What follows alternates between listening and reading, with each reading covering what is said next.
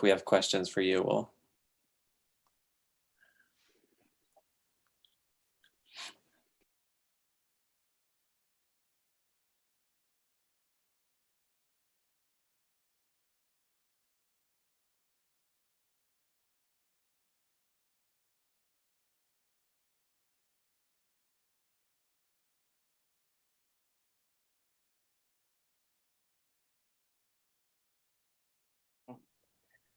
I think it's local. Yeah. So I'm really hoping they like support my next movie. That'd be pretty sick. Yeah. And did you get permission, or they also might No, sue you? Oh, they Okay. also might sue me. Right. Hey, I was 17. I needed chocolate milk. I went to the store. I don't know. It's the first thing I found. Now you're an adult. It's legal to, you can get.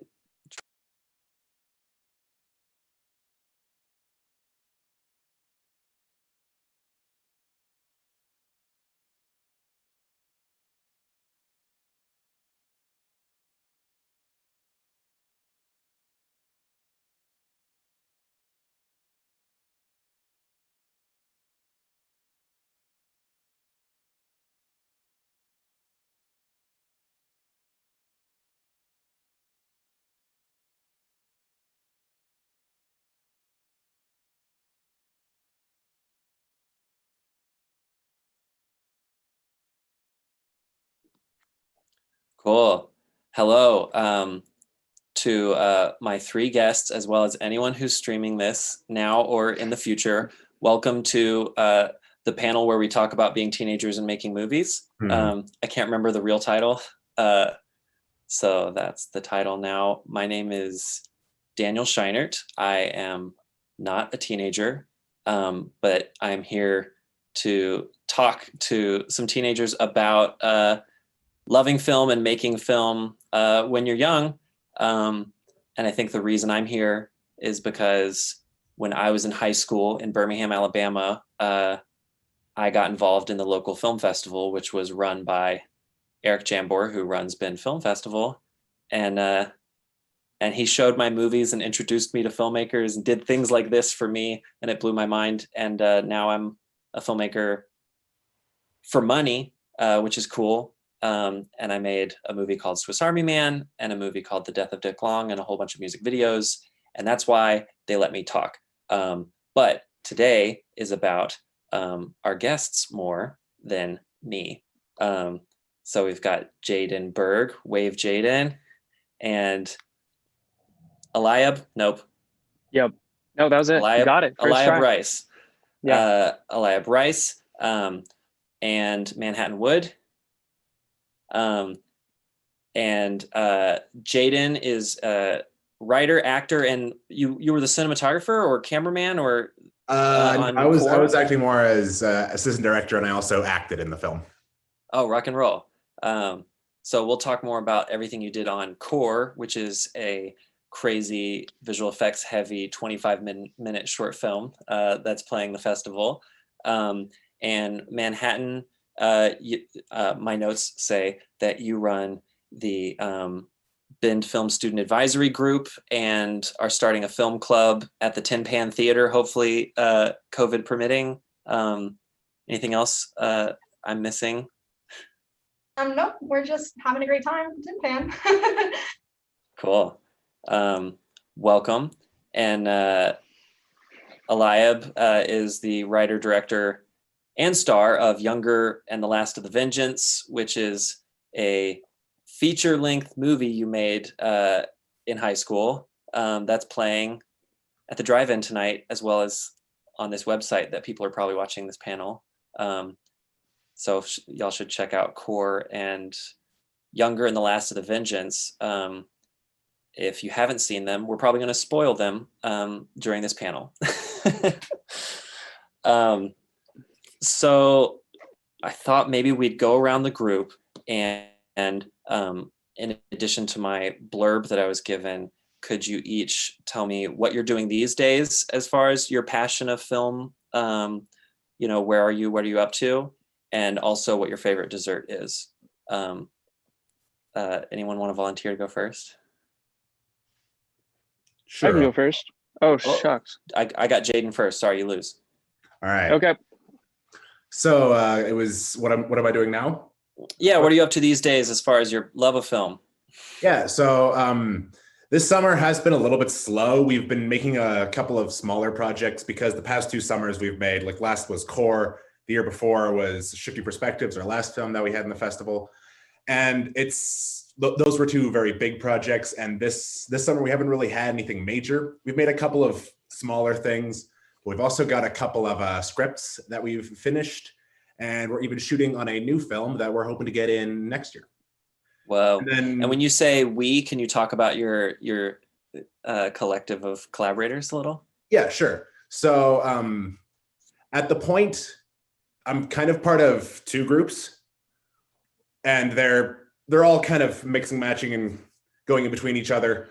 The one I made Core with is myself, Marvin Walder, who is doing the cinematography, Cedar Vickery, who is directing and editing and also co-wrote with me, and his dad, Jeremy. And in the quote unquote new group, we've got myself and once again, Marvin Walder, who is also doing all the cinematography and stuff. And then a friend of mine named Bronwyn Larity, who is doing a bunch of writing. She's doing some directing. Actually, our next major project is being directed by her. Cool. And then favorite dessert, yeah? Yep. Let's see. I gotta say apple pie. It's just like the most classic and amazing dessert there. Do you like it hot, or do you like it with ice cream on it, or just classic? Both, yeah, hot, both, all with of ice cream. The only way to properly eat an apple pie. Okay, I agree. That's what I was fishing for that answer, because room temp apple pie is just fine. Maybe. Yeah, I haven't really tried that. Are you still in high school? How old are you? Yes, I am now a senior at Summit, though in high school, it's a lot different from how it used to be. Yeah, I bet. Oh my God. And is that in Bend, where I'm not familiar, where are you based? It's out by Mount Washington in Bend. Cool. Well, welcome to the panel. Get ready for some hard-hitting questions. This is the softball. Eliab, what are you up to these days? What do you like to eat? So I finished The Younger and the Last of Vengeance last year, about like pretty much a year ago, the end of 2019, end of summer. And since then I have been writing on some projects and then doing a lot of like music videos and stuff like that. And right now I'm actually starting a clothing brand. So I realized I need to start making money. So the plan is to start a clothing brand. Yeah. I'm Wow. wearing, this is one of the shirts. Yeah, it's called Fierso Yacht Club, but that's you did the costumes in your movie, right? Yeah. I think I saw that. Yeah. I love the integration of like clothing and just like all that into film. I think that's super fun. I really enjoy it. So like, we'll see what happens with this. But other than that, yeah, this summer, right now I'm starting to work on like the beginnings of a short film that me and Caden Quinn, who plays Pete in the movie, that we're going to film next summer. So cool. And did you say where you're in? You said you're in college. Did you say where? Yeah, so I'm 20 and I'm going to COCC right now, but this is my last term, and that's good because I don't like it. School takes up time that I could be spending doing other stuff. So you said COCC? Yeah. So that's Central Oregon Community College. Yeah. Cool. I went to you didn't ask, but I went to Emerson College, which is like a Boston arts ish college, and I always say that they somehow neglected us the perfect amount to make me really mad and just want to make movies with my friends. And that was all I did. I didn't learn much in class, but I learned a lot outside of class. That's I'm not going to go to school for film. Learning on the learning while doing it is the best way to go. So I'm just going to start doing it more. Did you say a dessert? Oh, dessert. I really like brownies, but I try to Mm. avoid brownies, so that sucks. Just because you want to not get a sugar rush. No, I love sugar rushes. It's more of a digestive tract issue. Mm. So, yeah, it's a Yeah, we all rough want what life. we can't have. Yeah, as Yeah. soon as the doctor says I can't eat something, Yep. I want it. Okay, well, thank you for sharing. Manhattan, what are you up to? Right now I'm in the process of making a documentary about what it's like to be a teenager right now in this time. I just started my film club, which has been a long, actually pretty hard process of trying to get everything coordinated. As well as volunteering for the BendFilm Festival right now. So I look forward to seeing Eliab's movie tonight because I'll be there. But Sweet. yeah, I'm working hard. Cool. Well, if you want to use this panel as an opportunity to research what it's like, for other high school teenagers, for your movie, Mhm. just chime in. You can take over. Okay. I And then imagine it's wild. yeah, it's crazy the responses I'm getting. And then desserts, I like anything that's lemon, so lemon pies. I like that. All right, you win because lemon pie is my favorite. Yes. And and thank you guys all for sharing all that. Some people have already started sending in some questions who are watching, which I forgot to mention is allowed. So anyone watching, feel free to send in your own questions. We'll try to get to them when we can, but I'm going to prioritize my questions because I have so many things I want to ask you guys. I have a kind of meta question, which is, what do you guys want to get out of this panel? This discussion with each other and for the next, 45 minutes. Anything you guys want to put out there as like a goal of I just want to learn how to speak over Zoom? That, yes, but also, I guess I'm kind of like at a point where I started at point A. I know I want to get to point B. Making films is what I'm gonna do, and I have friends that I force to do stuff with me, but I have no one that I know that actually likes to make movies on their own. I feel like finding those people is the first step, and then next step is I guess figuring out how to get to point B. But hopefully, maybe this Zoom will help out with that. Yeah. That's a good thing to toss into the air. I highly endorse your strategy. I think one of the your goal. I think one of the most helpful things you can do is find other people who have similar tastes who want to make stuff. I've kind of just been chasing other people that inspire me for 15 years now. So that's a good goal, and maybe we'll all brainstorm ideas. Sweet. Anything else anyone else wants to put into the ether? Yeah, Eliab really said it right. Filmmaking, I've always said, is a team sport. You always need a lot of people for every project, and panels like these are just a great chance to meet people, get new connections. Like I'm hearing about Manhattan's Film Club, and I think, hey, that could be cool to join if that's how that goes. Yeah, just building up the roster of people that can be helpful. Totally. The other thing you're already doing right is a regional film festival. I met so many crazy, inspiring people, going to festivals like this my whole life. I met adults who would act in my movies when I was your age, and I was like, "Whoa! It doesn't have to star my friends. I can get this other guy. He's got a beard." So that's always helpful.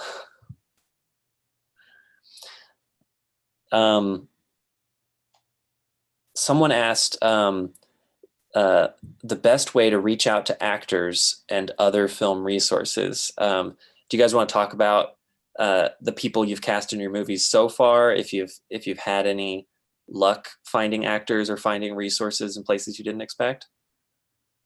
Yeah. I think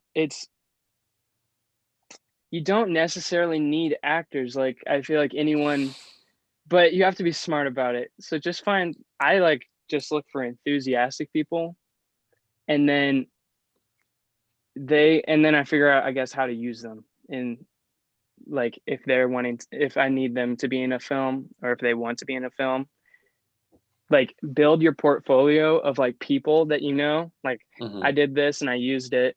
The guy that plays the old wizard in the woods, like the traveling salesman, he's a family friend from forever, and he did like plays in like my church, and I just like found him early on and saw his enthusiasm, and he was willing to do stuff, and he was fun to work with. And then I was like, his name's Wendell. And I was just like, yeah, Wendell, do you want to be in my movie? And he acts just the way he acts in the movie. So Yeah. that's another part. Like, if they aren't actors, I guess, like, you use what you have. So kind of, I guess, I change parts of the movie to fit them, so that it's easier for them to play the part, I guess. Yeah. And just steal people from your church plays. Yeah. If you see, Yes. see someone with a funny mustache at the church play, just put them in your movie. Yep. My best friend growing up, Stuart, his mom is like a real weird character, just very hyper and very much can't stop being herself. And we gave her like one line in one of our movies, and she killed it. And we were like, wait, I think Miss Webb is a good actress. And then we like started putting her in more stuff. Yeah, like, it's kind of surprising sometimes. That's it. That's the stuff right there. What about resources? What do you guys have available to you to make the movies you're making? And what do you wish you had?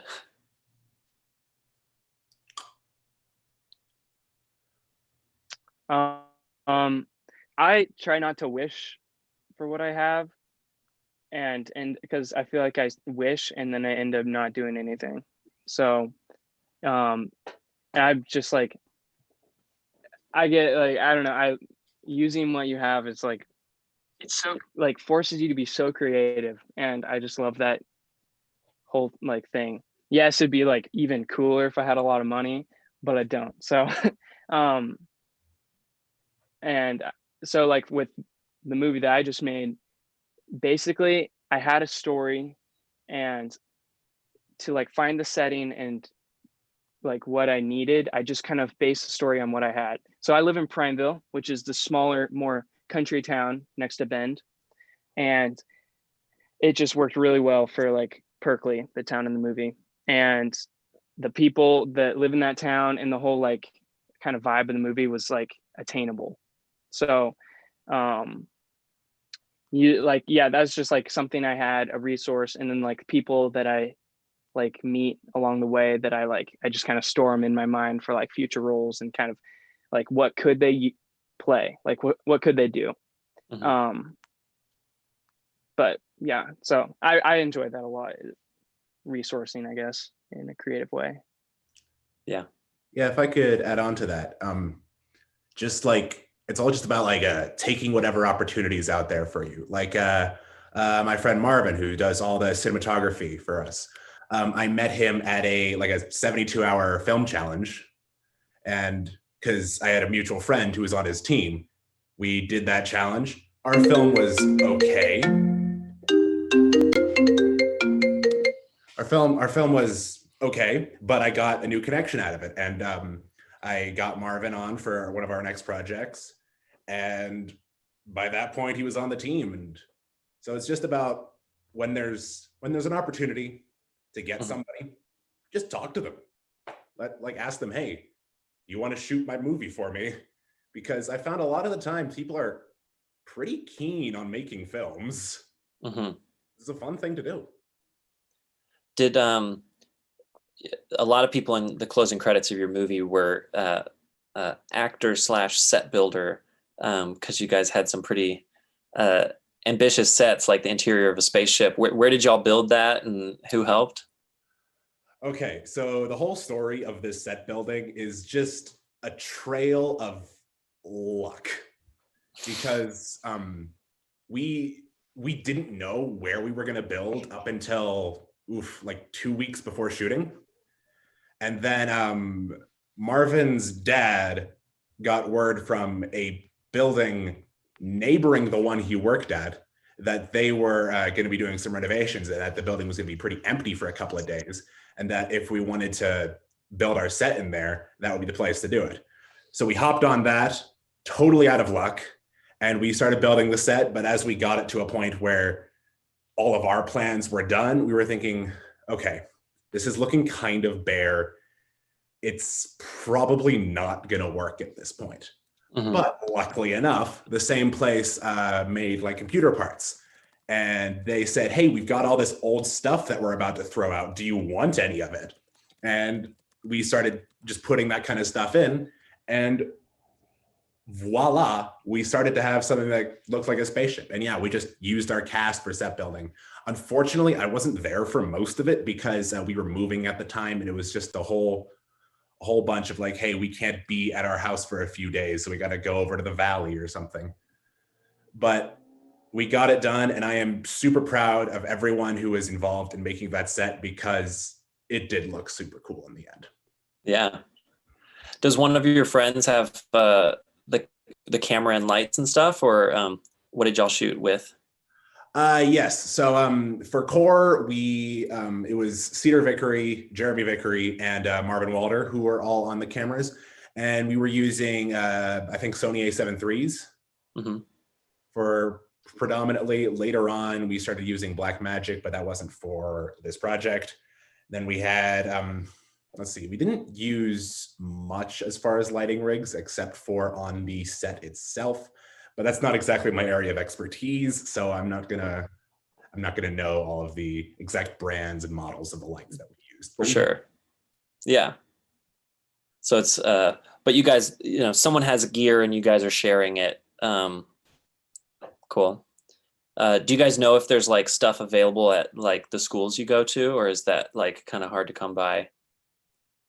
Yeah, there is stuff available. I did my freshman year of high school. I took a video arts class, mm-hmm. and that's where I started meeting people, where I thought, hey, filmmaking is pretty cool. I'd like to do this with my life.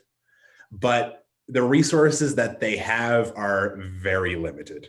Maybe a couple shotgun mics, some camcorders, nothing that's really going to be of use if you have even like an iPhone that would shoot better than what they had. Yeah. So it was just for the people, because people are always going to be what you need to make a film.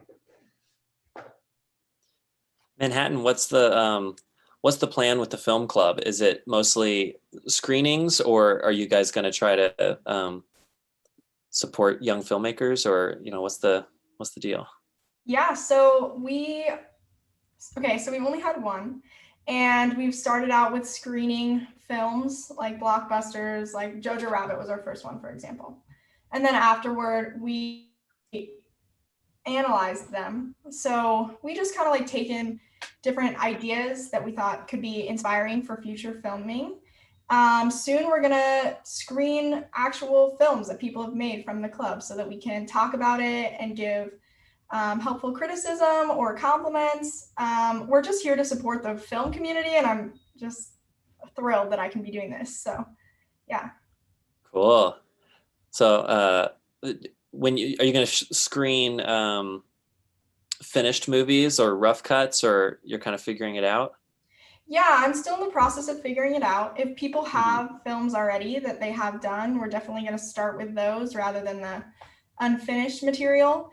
Yeah. But we'll take anything we can get. Like, we are just trying to support the community. Yeah. I never tested out one of my movies on strangers when it was unfinished until like a few years ago. Like for the first 15 years I was making movies, I never did it. It's very scary, but it can be very helpful. Just to sometimes find out that like your story doesn't make sense and then try to fix that. Yeah, I'm definitely going to do that next movie. Too. That is, I've learned. I was like, dude, I don't want my grandma coming up to me and being like, "You misspelled this." That's like a minor thing. I'm like the storyline not making sense, or like people coming up and be like, "That doesn't make sense." You're like, okay, I Yeah. need to screen it before I finish it, I guess. Yeah. We're going through that process right now on my new movie, just showing rough cuts to people every few weeks. It's frustrating. I can imagine. So I thought maybe we'd talk a little bit about Oregon as a place to make movies. What are things that you guys love about, making here? What are things that like, were surprisingly easy to find or helpful in making movies, or even in sharing movies and screening them? And then also, like, what are things that are frustrating that you're like, oh, why doesn't Oregon have this? If anything comes to mind. Yeah, to this point, I have had no problems with shooting here because a lot of the things that I've done have been set outside in the woods, and we have no shortage of those. Like almost every day on our way to filming, on our way to the location, we're all like, oh, this is so great that we live like 20 minutes from the middle of nowhere where we can go and film this person lost in the woods or whatever. We've got all these great locations within super close, and there's good variety too. Like we've got your mountain forests up here. You can go across the mountains and get to the valley and you get that more like temperate, more farmland. You can go east and get desert. There's some places that we've been really wanting to film, but we haven't gotten to yet, like Crack in the Ground, a bunch of forts and stuff out in the east. There's apparently like a western town that they've got out there that's been preserved, and we've really been wanting to make like a western. So there are locations upon locations upon locations here in Oregon, and I love that. I have no problem with it. Yeah, I would totally agree. A lot of like I filmed out in the Ochocos, which is a forest right outside, like 20 minutes. It's like right there. Yeah, but I totally agree with Jaden. There's like so many options. yeah. Both of your cool. movies, every once in a while in both of your movies, it would just be like a stunning, mountaintop, or running through this beautiful redwood forest. Like, this looks legit. Do you guys, this is kind of a leading question, like when you shoot interiors, or like, do you find that people are pretty like accommodating, like when you ask, a neighbor or a family member or your school if you can shoot there? Yeah, for the most part, yeah, we haven't really done a lot of interiors, but what we have done has all been pretty successful. Like I said earlier, people enjoy making films, and they like having all of this stuff, and that's something that I've like never been able to grasp. Whenever I'm asking people to do anything for my film, I'm always like, oh, they're most certainly going to say no because this is stupid or something. And then every time well, almost every time they say, yeah, that sounds awesome, let's do it. Totally. So the community is great. When I was making movies in Alabama, I got spoiled, like I got to shoot after hours in a middle school, like all alone without even security there one time. And like a movie theater just let us go into one of their empty theaters for a few hours. And then I moved to Boston and Los Angeles, and people are not nearly as accommodating unless you pay them a whole bunch. And I was like, oh man, I miss living somewhere where people let me shoot. Yeah, for free. I have the same experience with like it, just like people being like super open. They may be confused and not understand what you're doing, but they're usually open to it. Like the only trouble I've had was people thought I was graffitiing. Well, we were late at night like filming somewhere, and like this like weird dude who's so strange, he kept thinking we were like stealing his cans or something, and he called the cops on us. And then another time I was filming on the bridge scene of the movie, where my little brother gets eaten. that scene we were filming, and this dude came. This guy was looking for his goat, and he came up to us and he's like, "I'll give you $200 if you find our goat."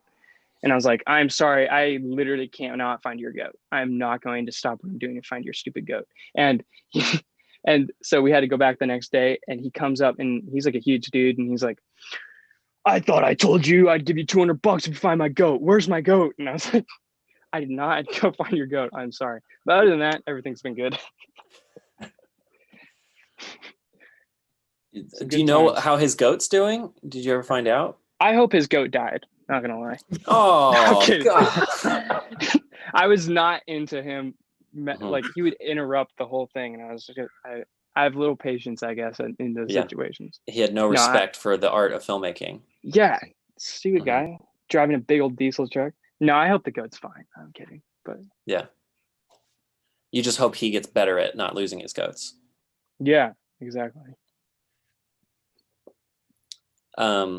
Someone asked a question that's similar to something I wanted to ask. They asked what movie influenced you the most, and similar, but you could answer both of these. I wanted to know if you can remember if there was like a movie or a TV show or even like a YouTube video that made you go from someone who likes movies to someone who's like, no, this is going to be my hobby. Like, can you remember, seeing something and being like, oh wait, this is more than just something I do sometimes for fun with friends?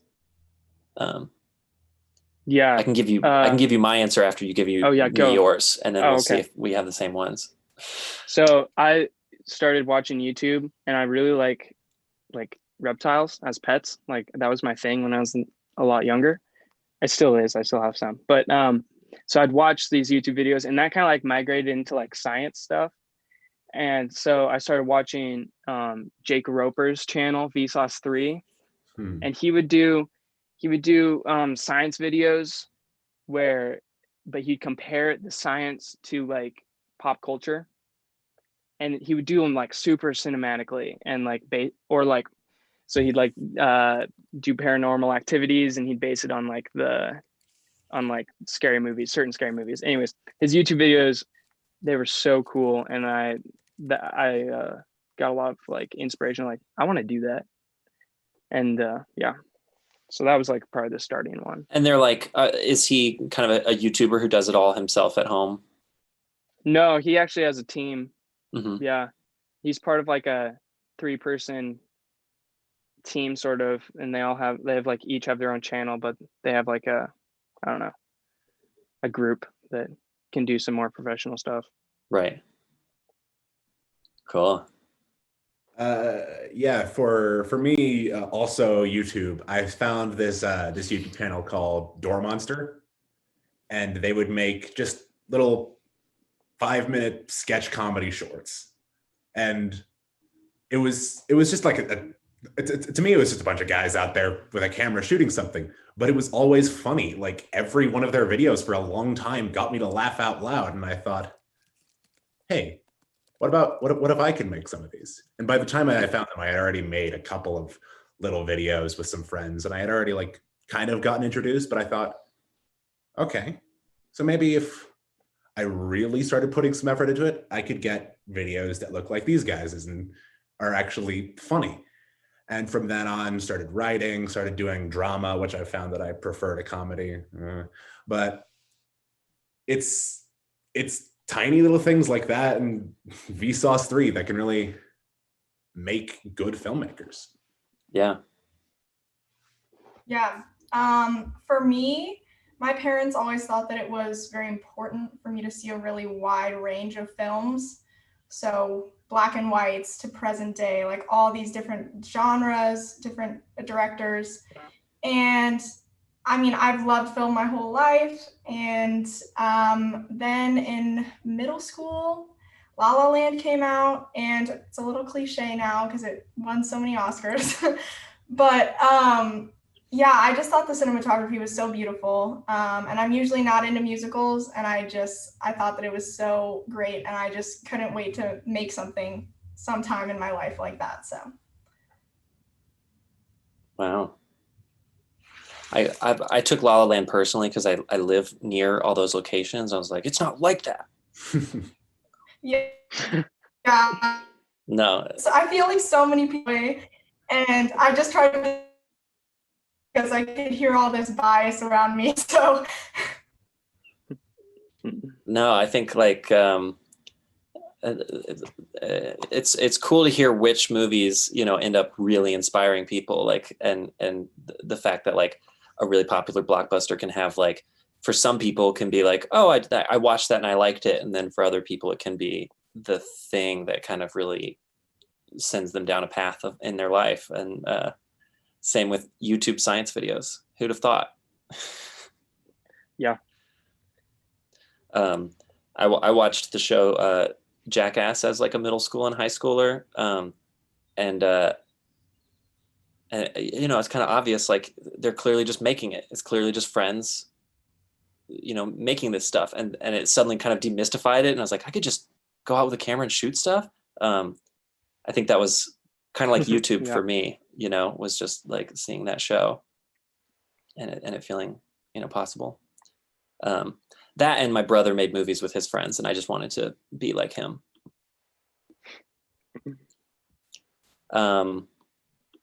Let's see. Someone asked, what's the most difficult part of the filmmaking process for Eliab and Jaden? Go for it. Yeah, sorry. For me, the most difficult part has always been producing. Mm-hmm. Writing, I'm great at. Once we get on set, I'm great. But getting it from a script to a shooting day has always just been so hard. Trying to organize props, trying to organize costumes, locations, actors. It's just so much, and I've never really been an organized person. Mm-hmm. So it's just all the pre-production after the writing that's not easy. Jaden, you totally stole my thing. Oof, sorry. No, I totally agree. So like 2017, I wanted to make a zombie movie out in the woods, and I wanted there to be like 50 people, 50 zombies, and I had like all the plan for it all and everything. And this was like my biggest thing. Like this was going from like a 3-person YouTube video to like something bigger. It was going to be a 2-shoot day, and literally it was the most stressful thing I've ever gone through. And planning it and getting people on board, like the whole planning situation, like most of the people dropped out. I was heartbroken. The first day of filming was like so stressful, and I gave up. I didn't film the next day. Oh, Like, yeah. And it was the worst because like all my aunts and uncles knew about it, and they were like, yo, Live, when's your like zombie movie coming out? And I was like, yeah, stuff came up. It was like an embarrassment for me for a while. But then I overcame my fear like last year, and I figured out I could probably make a shortened version, and I like edited it together, and it's on my YouTube channel. So I got over it, but that was like wow. the worst. Did the YouTube version used some of the footage from that first day? It just used that footage. Yeah. Turns out I could have split the whole story in half, and it was fine. You salvaged it. Yeah. Yeah, that's it took me so long to wrap my head around what producing even meant. I still don't entirely understand, but it's so helpful to find someone who's good at that. Just getting people to show up and figuring out times and feeding people. Yeah. Yeah. You mentioned writing and how much you enjoy it, Jaden. Like, there were a couple writers on your short, right? Yes, me and Cedar Vickery did all the writing. And then did you guys, what was your process like? How do you enjoy doing it on that one and on other ones? Sure. So for most of our screenplays, we'll start out with the base idea. Like for this one, what if there was like a core that powered a planet's sun or whatever, and what if people were going to try and steal it or something? And we start with just that, just like that 2-sentence little description of what the idea is. And then we go down, we start designing characters where we do a lot of outlining. We start by designing our characters. We get like 3 or 4 sentence description for each of them, just so we know like what we're going in. And then we didn't do this for core, but I've started doing it for later projects. I've also been trying to outline and their character arc. So I'll start like, how do these characters start? How do they end? What changes? What causes them to change? Have that all in the outlines, that when we get into the actual writing of the script, we kind of know where we're going and what we're doing. Cool. And then when you sit down and actually write, with that one, was it one of you who did most of did you end up with an actual script on set, or did you kind of work off an outline? Yes, we did end up with an actual script. We have since stopped doing this because it wasn't the most effective, but we were both on a Google Doc and we were just trying to like type over each other and whatnot. So it caused a lot of disagreement. It caused a lot of, no, I want to keep this in. I want to cut this out. But we did eventually get it done after, I think, 6 drafts, trying to get what everybody wanted in there, which proved impossible because a lot of stuff's got cut out that someone wanted left in, or kept in that someone wanted to cut out. But we got a final product out of it, so I'm happy. Do you think the pros outweigh the cons as far as like writing with people, or are you like, man, I'm just going to sit and write the next one by myself? Well, that's a tough question because honestly, it could go either way. I've since written a couple scripts on my own, and that's been fine. But there is certainly pros to having 2 heads come together to write something. You just have to, like what we came up with. We came up with, okay, we have one person doing all the typing. They get the final say on what's going to be put into the script, and they're probably going to end up directing the project as well. And the other one is there just kind of giving ideas, like laying out dialogue and whatnot, just to be someone to bounce the ideas off of to get a better writing process. Mm-hmm. That seems to be the sweet spot for you. It's just like, at least there's a hierarchy, but there's more than one person. Yeah.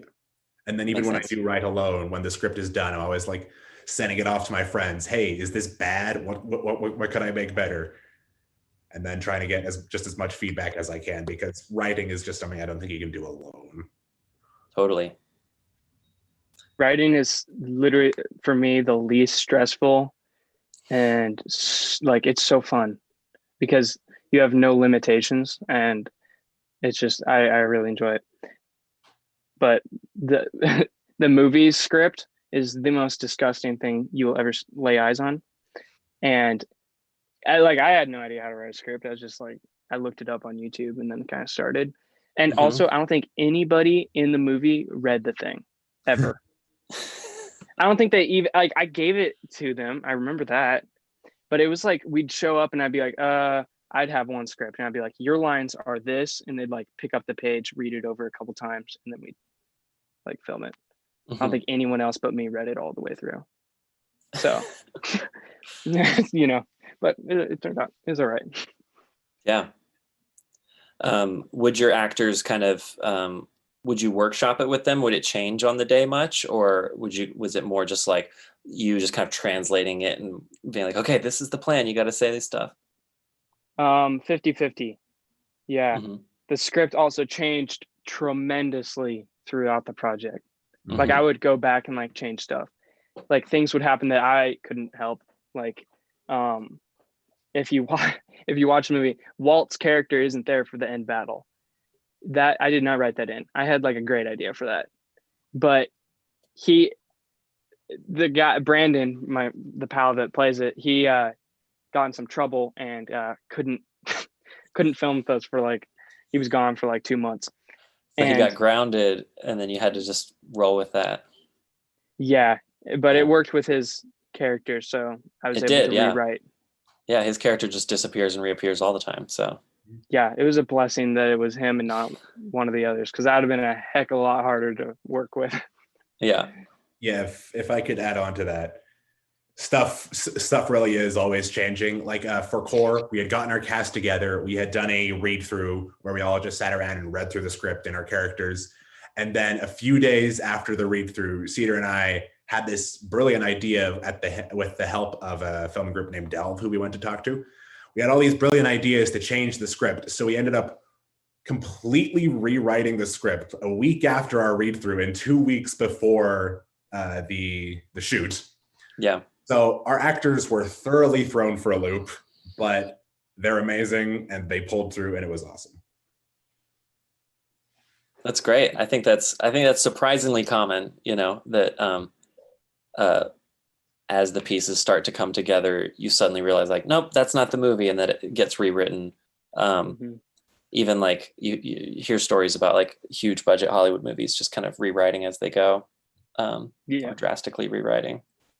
I think it's super important to like choose like key things that you want not to change, and then allow like movement with all the other stuff, because what I learned is like the movie will like change and the story will just become something like totally different that you had no idea was possible, and in like a good way. And if you keep hold of like certain aspects that you think are really important, then I think that's a good way to go about it. Yeah. Dan Kwan and I did a music video one time where a little boy tries to hug his dad and an airbag comes out and hits him in the face. And that was like one of the ideas we had early on, and it turned out great, that one part. And then the whole video just changed a ton throughout. And now we always say that when we're writing, we try to come up with a few airbag dads. Whereas like just a few times in the movie where we're like, I know that moment's going to be awesome. Let's try to save it, but let's not be precious about all the other stuff. And he constantly rewrites, and writing is not fun for us. I'm jealous of you guys. I get so stressed about it. Yeah. Let's see. Someone asked a question. If you could only do one part of the filmmaking process, what would it be? And I'm going to make you answer it as well, Manhattan, even though it's a little more high concept for someone running a film club. But your favorite part of the whole process, if you could, it can even be a part that you don't currently do. If you could just pick one and be like. That is a tough question, because for me, like if I had to pick one, I'd probably pick directing. I like being able to see my vision being brought forth through talented people. But one of the things I like most about directing is seeing the stuff that I've wrote come to life. So without that writing part, I'm not sure if it would be as much fun. Mm-hmm.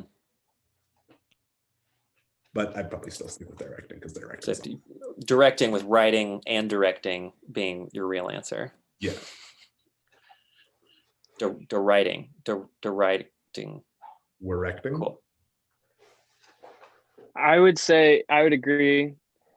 I don't think I don't know. I say that I wouldn't want to direct someone else's story, but I know that probably isn't the case. I'd probably like fall in love with the story and be fine with it. But like, I guess one of the goals that I'm not going to keep super strong to in the future is like all doing original stuff, like not based on books, not based on anything, because I have too many ideas, I guess, to go and like write someone else's story, I guess.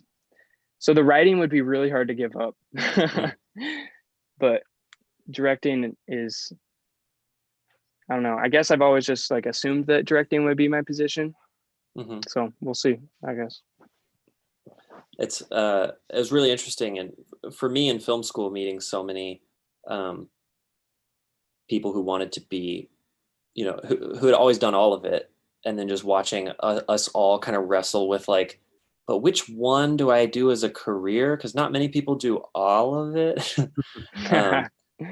And now my cinematographer that I always work with, he thinks it's hilarious that he used to want to direct, because now he like doesn't want to at all. I thought I wanted to be an actor, but I couldn't take direction from directors I didn't respect, so I gave up. Yeah. I'm also learning that I'm pretty good at editing, and I kind of get butthurt when like someone watches my movie and they're like, that editing was so good, and they stop there, and I'm like, what about like the story that I wrote? Like, okay, thanks. I know I'm a good editor, but and then I'm like, well, maybe actually editing, I don't know. The same's true for my editor that I work with. He thought he wanted to be a director and just found that was the part he liked the most, and that the other stuff really stressed him out.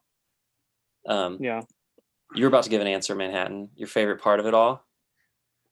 Yeah, so I think, well, I've always dreamed of being a director, as is everyone here. But I love cinematography, and I love actually being behind the camera and being like, that is a great shot. Like, I love that. So I would say either directing or being the cinematographer. Cool. Your other homework is in a second, you have to ask a question. This is practice for you moderating Q&As with your film society, but I'll do the next one. Let's see.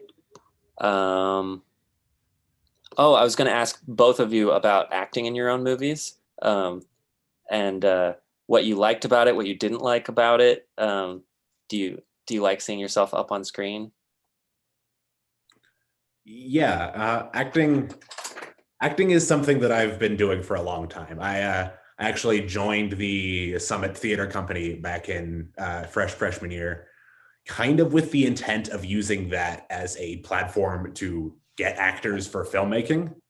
But as I went on, I thought, well, dang, this is actually a lot of fun. I'd like to keep doing this.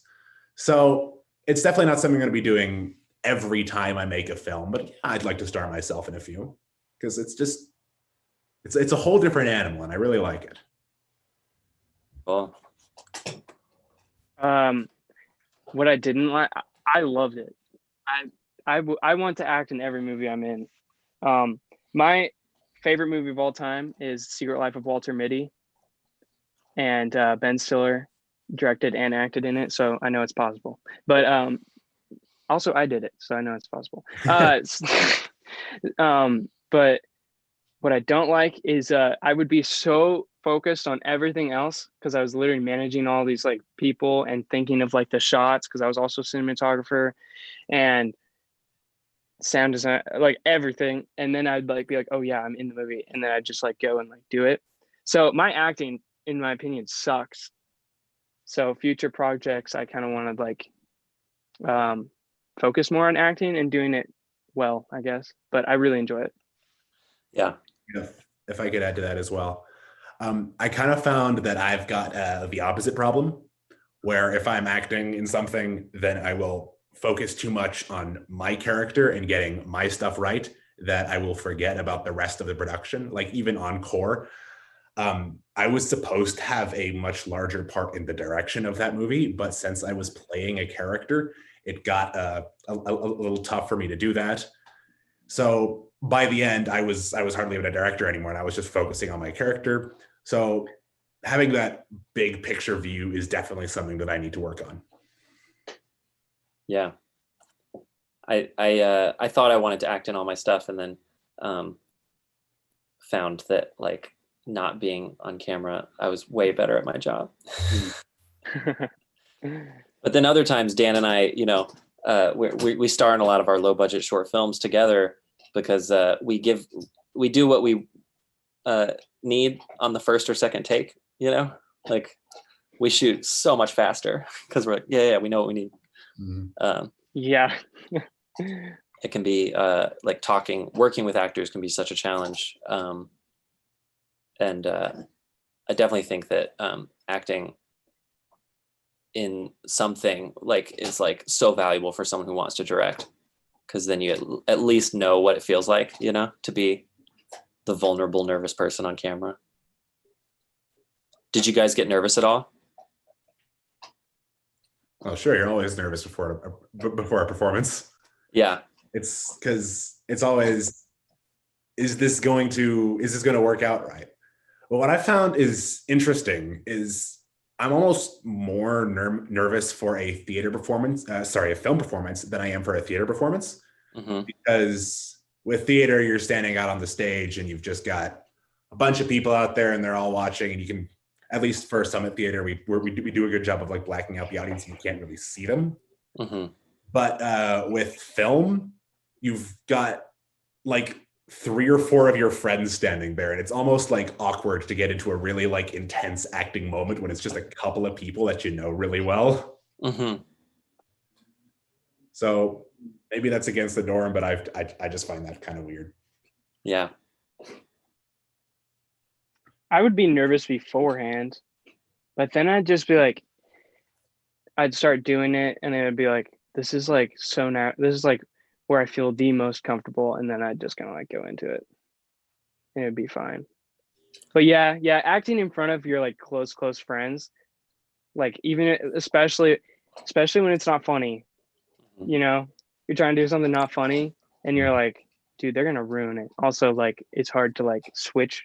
So that's why all my YouTube videos are more funny focused, you know, I guess. But yeah, I understand your point. Yeah. I get nervous before the screening, and then there's nothing you can do about it, you know. But oh yes, screenings. Even tonight, like I'd rather them all watch it and me not be there. That's totally fine with me.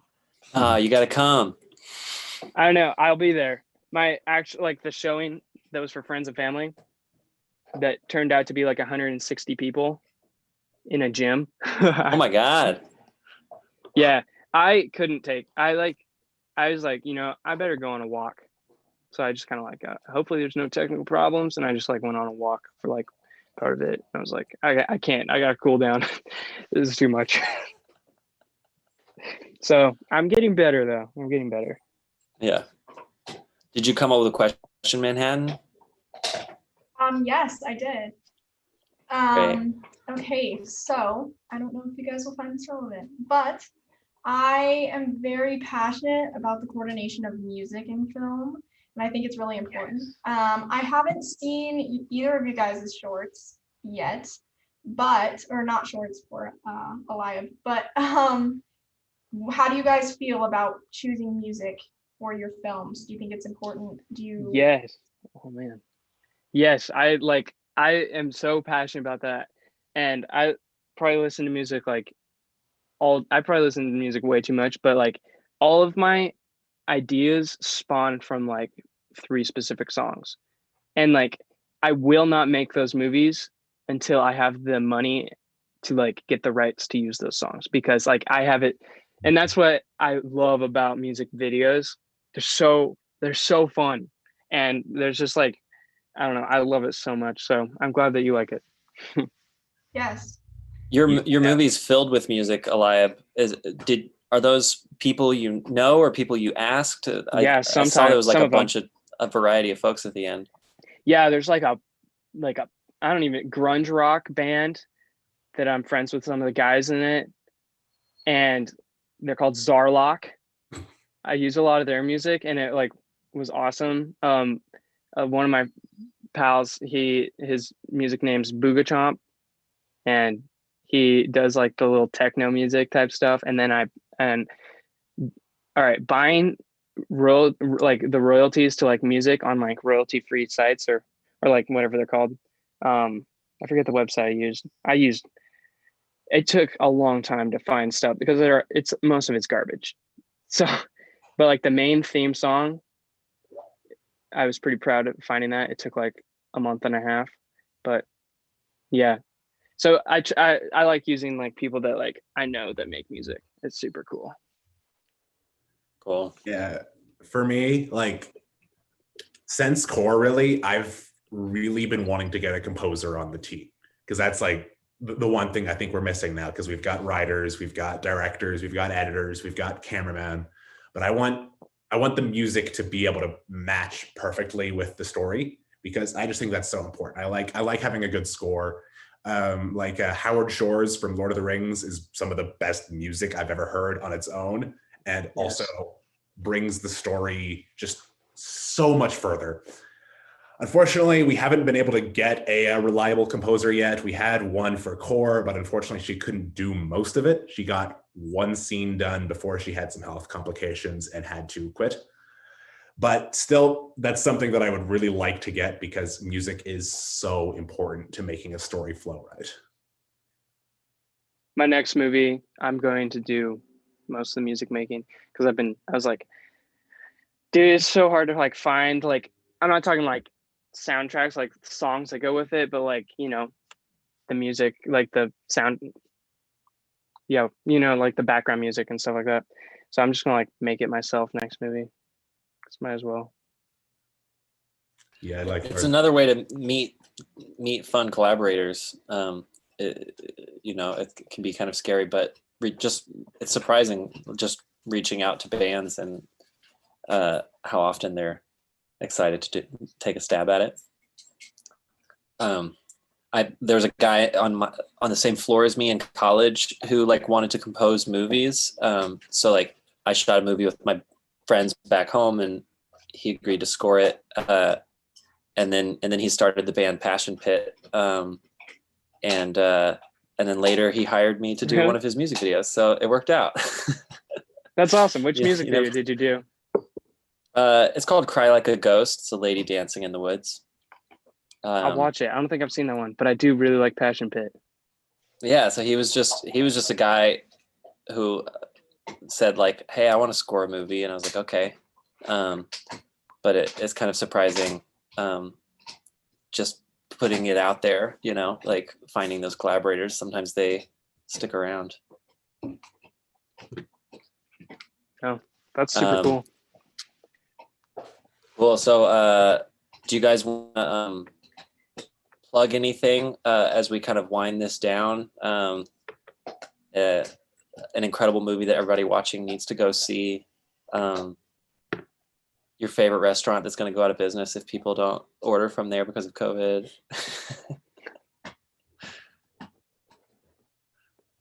All right.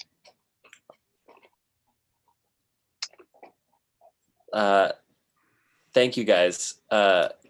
You guys are intimidating and inspiring. You guys are gonna fix the world.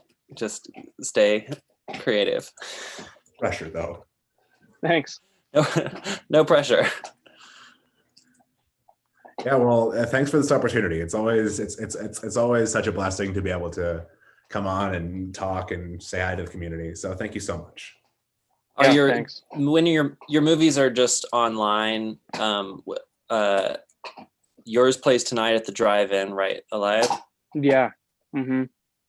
Do you know what time? 6:30. All right. People still have time. So anyone watching, 2.5 hours from now, you can see insane psychedelic fight scenes shot by and acted by high schoolers on the big screen. So you should check that out. Is Core playing live, or is it all on the Bend virtual site? Unfortunately, I don't think we're going to have any live showings, but yeah, it's all on the site. Cool. So folks should sign up for that one too. It's great. And you don't know when your next film screening is, Manhattan? So anyone that's interested, we just meet on Wednesdays at the Tin Pan. Wednesdays at the Tin Pan. I'm trying to think what movie I think you should show. Yeah, it's been kind of difficult trying to choose those. But I think we're leaning toward The Pursuit of Happiness. Cool. That one's pretty good.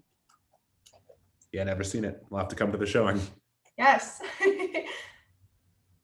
I have a bunch of my friends made a movie called Thunder Road that's like made of super scrappy, no money. That's pretty fun. I would recommend that one. And if you do that one, you should try to reach out to them because they'd probably just Skype in for Q&A if you wanted.